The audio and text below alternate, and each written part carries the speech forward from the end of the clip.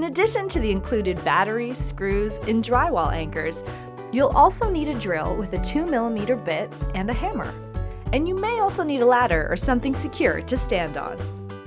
First, install the battery. Remove the detector from the base and insert the battery, or pull the battery tab if there is one. Next, follow the instructions in the Smart Home app to add this sensor to your system. You'll need the 6-digit alphanumeric ID code, which is found on the back of the sensor. It will be the one on top.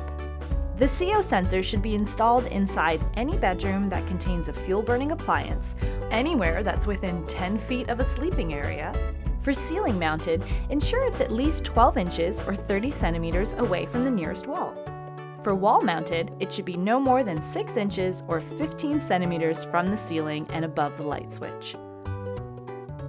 Don't install it directly above or within 5 feet or 1.5 meters of a sink or cooking appliance. Keep it away from doors and windows with drafts. Don't install it any place where airflow could be obstructed by furniture or dust collection, and it won't work if you install it outside. To install the sensor, place the mounting base on your desired ceiling or wall space so you can make markings for where you'll drill your holes. Using a secure step stool or ladder and safety gear, begin to drill your holes in the spots you marked.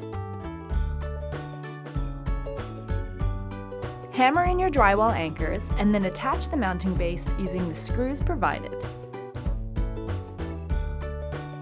Then fit the detector snugly on the base by lining up the hole on the detector with the marking on the base plate, and your installation is complete.